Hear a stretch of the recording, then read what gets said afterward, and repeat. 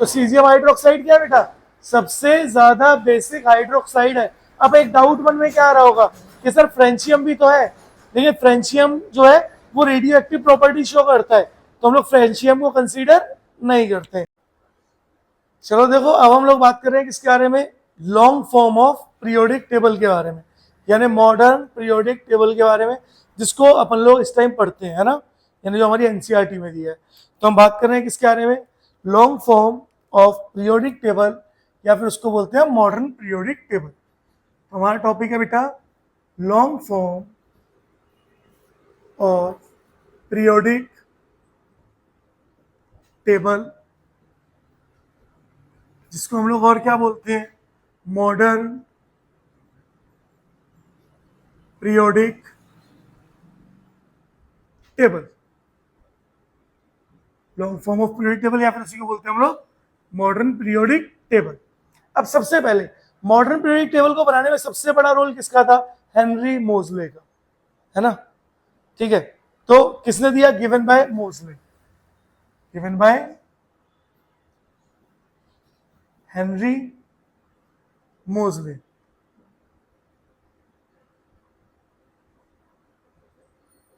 है ना, मोजले नहीं मोजले, है ना। तो किसने दिया, हेनरी मोजले ने दिया, है ना। किसके बेसिस पे modern periodic table, elements are arranged on the basis of their atomic number. तो इन्होंने क्या बोला, एलिमेंट्स आर अरेंज्ड on the basis of their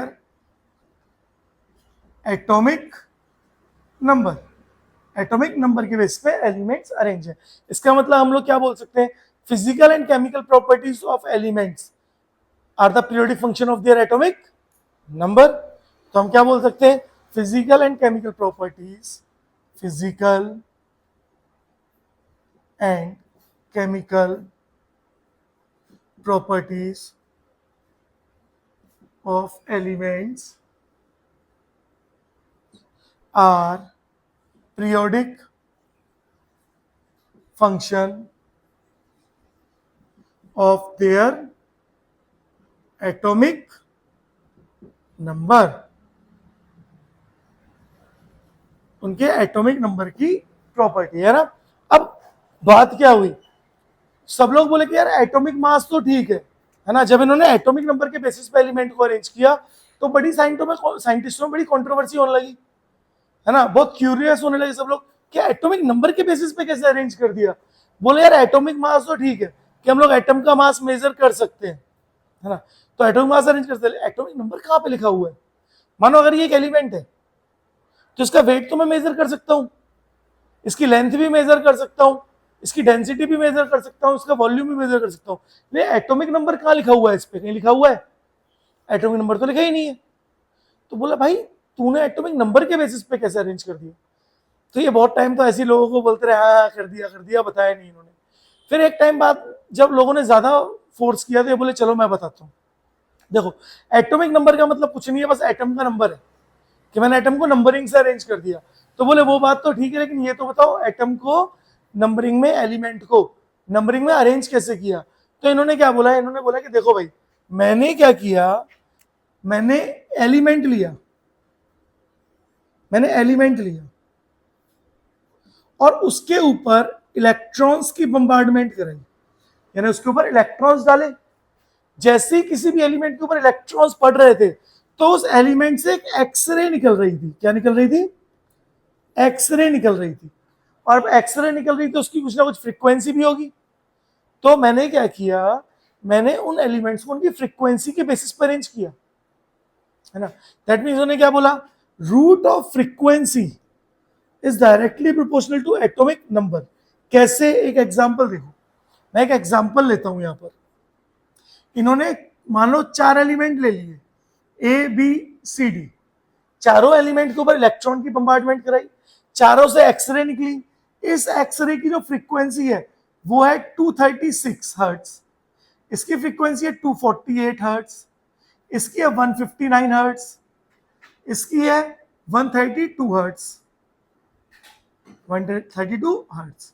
अब फ्रीक्वेंसी के बेसिस पर एलिमेंट को अरेंज नहीं कर सकते, तो बोले यार अब देखो जिसकी फ्रीक्वेंसी सबसे कम है सबसे पहले उसको रखो, तो इन्होंने सबसे पहले किसको रखा, डी को, फिर किसको रखा, सी को, फिर किसको रखा, ए को, फिर किसको रखा, बी, और इनको नंबर दे दिए 1 2 3 4 ऐसे, है ना।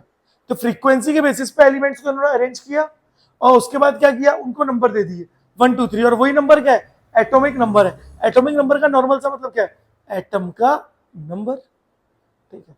दूसरा, इनके पीरियोडिक टेबल में भी पीरियड्स कितने थे, पीरियड 7 थे, और ग्रुप्स कितने थे बेटा, ग्रुप्स कितने थे, 18 ग्रुप थे। यानी इनके जो एलिमेंट, इनके जो पीरियड और ग्रुप है वो सेम टू सेम किसकी तरह है, हाँ मेंडलीव की तरह है, सेम टू सेम किसकी तरह है, मेंडलीव की तरह है। तो ये बेसिक बातें थी मॉडर्न पीरियोडिक टेबल, है ना। अच्छा देखो फिर इन्होंने क्या किया, मॉडर्न पीरियोडिक टेबल की जब बात आई तो इन्होंने बताया कि मॉडर्न पीरियोडिक टेबल में कितने ब्लॉक्स होते हैं, एस ब्लॉक होता है, पी ब्लॉक होता है, डी ब्लॉक होता है और एफ ब्लॉक होता है। तो इनके अकॉर्डिंग एस ब्लॉक था, एस ब्लॉक में कौन से एलिमेंट थे, मेटल्स थे, कौन से एलिमेंट्स थे, मेटल्स थे। पी ब्लॉक में क्या क्या था, पी ब्लॉक में क्या क्या है, मेटल्स है और नॉन मेटल्स है एंड मेटलॉइड्स, याद है, पढ़ाया है ये मैंने, मेटल नॉन मेटल और मेटलॉइड्स स्टार्टिंग के इनिशियल लेक्चर में, फर्स्ट और सेकंड लेक्चर में, है ना। और क्या है, डी ब्लॉक, डी ब्लॉक में क्या क्या है बेटा, सिर्फ मेटल्स है। और एफ ब्लॉक में क्या है, एफ ब्लॉक में भी सिर्फ मेटल्स है ना। अभी इनको हम डिटेल में पढ़ेंगे, एक बार इनको नोट करो, फिर S block, P block, D block, F block, इनको हम डिटेल में देखते हैं, इनकी कॉन्फ़िगरेशंस देखते हैं ना। तो एक बार नोट करो जरा, चलो देखो आगे बढ़ रहे हैं। और अब बेटा ब्लॉक्स के बारे में बात करते हैं, यानी S block, P block, D block, F block, है ना। शॉर्ट शॉर्ट में पढ़ेंगे क्योंकि ज्यादा डिटेल में तो हम लोग D and F block chapter में पढ़ेंगे, है ना। और एस ब्लॉक, पी ब्लॉक आपके सिलेबस से लगभग डिलीट ही हो गया है, तो यहाँ पे शॉर्ट शॉर्ट में पढ़ते हैं। देखो सबसे पहले बात कर रहे हैं किसके बारे में, एस ब्लॉक के बारे में। सबसे पहले किसके बारे में बात कर रहे हैं, फर्स्ट एस ब्लॉक। देखो जब भी एस ब्लॉक के बारे में बात करेंगे तो सबसे पहले एक बात मैं आपको बता दूं, जो एलिमेंट जिस ब्लॉक का होता है उसी ऑर्बिटल में उसका लास्ट इलेक्ट्रॉन एंटर करता है। कैसे, अभी एग्जांपल से समझाऊंगा, है ना। तो सबसे पहले क्या याद रखना है, last electron enters in S subshell, S subshell. कैसे, एक एग्जांपल देते हैं, कोई भी एक एलिमेंट ले लो, मैंने पोटेशियम ले लिया, potassium is S block element. अगर हम इसकी इलेक्ट्रॉनिक कॉन्फ़िगरेशन लिखे आफ्बाउ रूल से, जो अपन ने पहले ही सीख चुकी है, शायद थर्ड लेक्चर में सीखी थी, है ना। तो कॉन्फ़िगरेशन क्या होगी, 1s2, 2s2, 2p6 और 3s2, 2 2 4 और 6 10, दोबारा 3s2, 3p6 एंड 4s1। यानी लास्ट इलेक्ट्रॉन किस में आ रहा है बेटा, एस सबशेल में आ रहा है। तो एस ब्लॉक के एलिमेंट कौन से एलिमेंट होंगे, जिनके अंदर लास्ट इलेक्ट्रॉन किस में आएगा, एस सबशेल में। आपसे बोला जाए बताओ एक एलिमेंट है एक्स और उसका ये एटॉमिक नंबर है, कोई एटॉमिक नंबर दे दिया, जैसे मैं एक एग्जांपल लेता हूं, मैंने बोला बेटा मेरे पास एक एलिमेंट है एक्स जिसका एटॉमिक नंबर है 55 या 56, बोलो कौन से ब्लॉक का एलिमेंट है, एस ब्लॉक का है, पी का है, डी का है, एफ का है। तो अब आप क्या करोगे, अब आप इसकी कॉन्फ़िगरेशन लिखोगे। अब कॉन्फ़िगरेशन के मैंने क्या रूल बनाया बताया था, पहले 1s, then 2s, 2p, 3s, बहुत डिटेल में स्टार्टिंग से बता रहा हूं इसलिए कोई भी डाउट है तो क्लियर हो जाए, ना।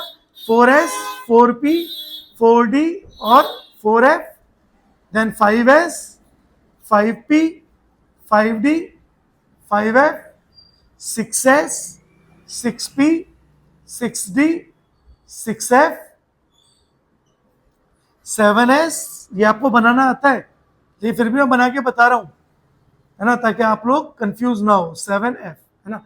इलेक्ट्रॉन कैसे भरते हैं बेटा, इस तरह से फिलअप होते हैं, बोलो हाँ या ना, अरे बोलो, इस तरह से।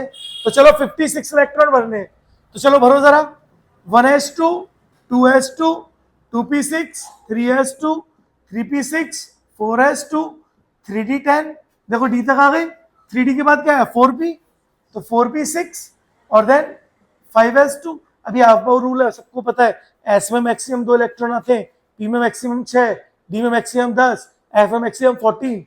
ये पता है सबको, है ना, ये मेरे पिछले लेक्चर में बताया है, तो आपको पता होना चाहिए।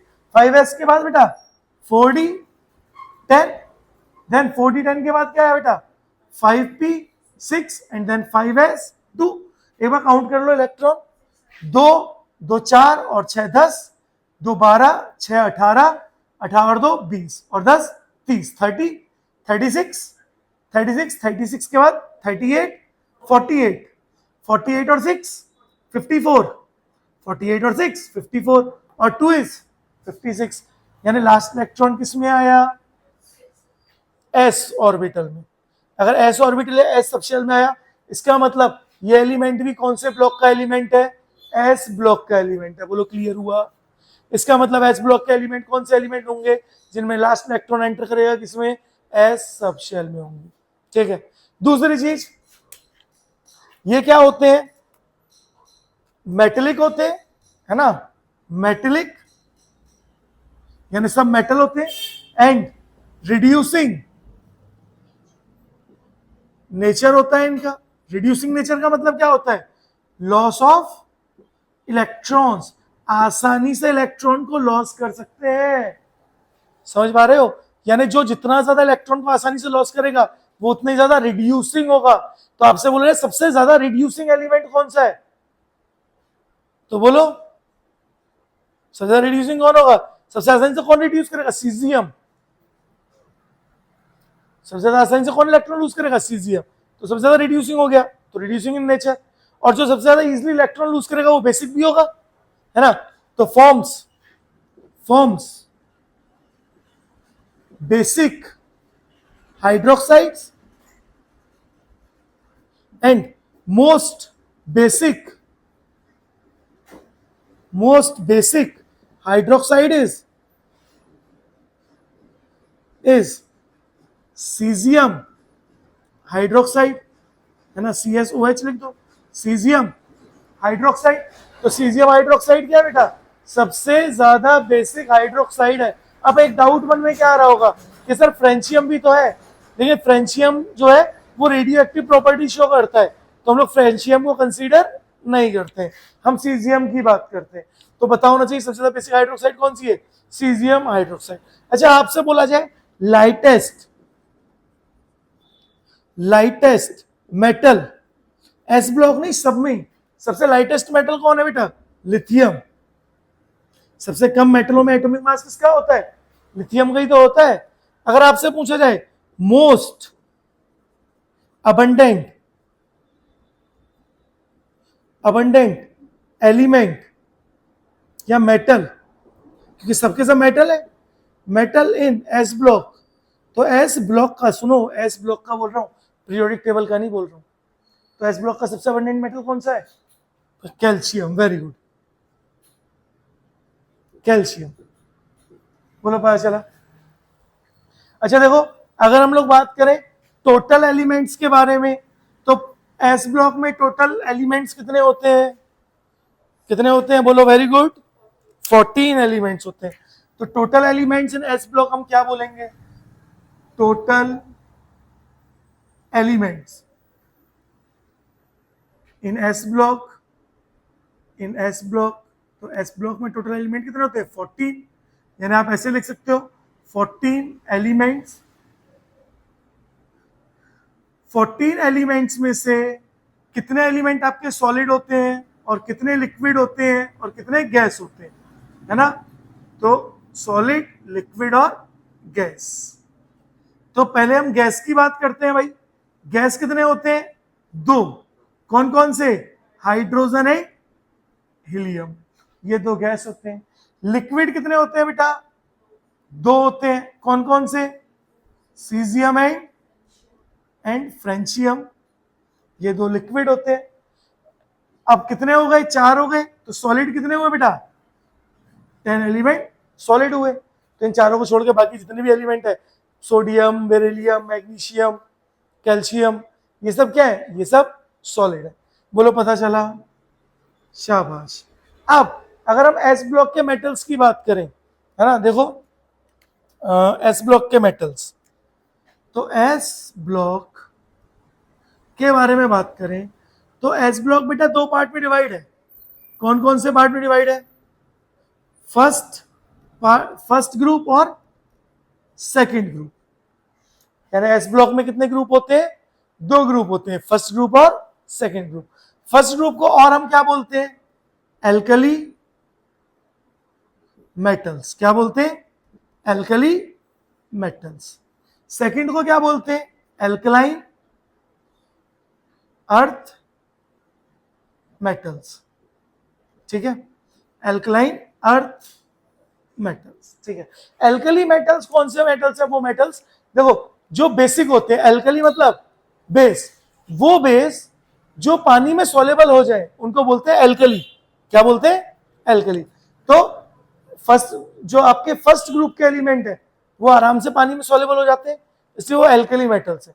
सेकंड, एल्कलाइन अर्थ मेटल, ये वो मेटल्स हैं जो पानी में सोलेबल होने के बाद नॉर्मली अर्थ के अंदर चले जाते हैं, अर्थ में आसानी से मिल जाते हैं ना, लेकिन डिजोल्व फॉर्म में मिलते हैं फिर। ठीक है, चलो यहां तक क्लियर है। अब अगर हम सबसे पहले बात करें कॉन्फ़िगरेशन के बारे में, तो इनकी कॉन्फ़िगरेशन क्या होगी? एल्कली मेटल्स की कॉन्फ़िगरेशन क्या होगी बेटा? NS1। यानी अगर S में सिर्फ एक इलेक्ट्रॉन आ रहा है तो फर्स्ट ग्रुप का एलिमेंट है। और इनकी कॉन्फ़िगरेशन क्या होगी? कॉन्फ़िगरेशन क्या होगी? देखो NS2, यानी कितने इलेक्ट्रॉन आ रहे हैं? दो इलेक्ट्रॉन। तो अगर s ऑर्बिटल में एक इलेक्ट्रॉन आएगा तो फर्स्ट ग्रुप का मेंबर है। s ऑर्बिटल में अगर दो इलेक्ट्रॉन आएंगे तो वो सेकंड ग्रुप का एलिमेंट है। बोलो पता पड़ा? अच्छा देखो, एक इलेक्ट्रॉन है यानी अनपेयर्ड इलेक्ट्रॉन है। जब भी आपके पास अनपेयर्ड इलेक्ट्रॉन होता है तो एलिमेंट कैसा होता है? पैरामैग्नेटिक होता है नेचर में। तो नेचर में कैसे होते हैं alkali metals? Paramagnetic in nature. Paramagnetic ही लिख दो। और ये क्या होंगे? दो इलेक्ट्रॉन पेयर्ड है तो ये क्या होंगे? Diamagnetic. कैसे होंगे बेटा? डायमैग्नेटिक होंगे। अच्छा देखो, एल्कली मेटल्स के जो सॉल्ट्स होते हैं वो डायमैग्नेटिक होते हैं। अगर आपसे बोल दिया है salts of alkali metals are diamagnetic, कैसे होते हैं? डायमैग्नेटिक, है ना। और जबकि इनके salts of alkaline earth metals are ये भी डायमैग्नेटिक, यानी सॉल्ट्स दोनों के क्या होंगे? डायमैग्नेटिक होंगे। बोलो क्लियर है? अच्छा एक चीज और देखो, दोनों के दोनों मेटलिक हैं और रिएक्टिव है, लेकिन एल्कली मेटल क्या होते हैं? Highly reactive and metallic. Highly reactive and metallic, जबकि ये रिएक्टिव एंड मेटेलिक होते हैं। ये क्या होते हैं? Reactive and metallic. यानी अगर कभी भी आपसे पूछा जाए कि एस ब्लॉक में फर्स्ट ग्रुप और सेकंड ग्रुप में कौन सा एलिमेंट ज्यादा रिएक्टिव है, कौन सा एलिमेंट ज्यादा मेटेलिक है, तो आप क्या बोलोगे? फर्स्ट ग्रुप के मेटल्स ज्यादा मेटेलिक और रिएक्टिव होते हैं। बोलो क्लियर है? ये कुछ बेसिक चीजें थी जो आपको एस ब्लॉक के बारे में पता होनी चाहिए थी। बोलो क्लियर है? एक बार नोट करो, देन फिर अपन लोग पी ब्लॉक के बारे में बात करते हैं, है ना। करो जरा नोट।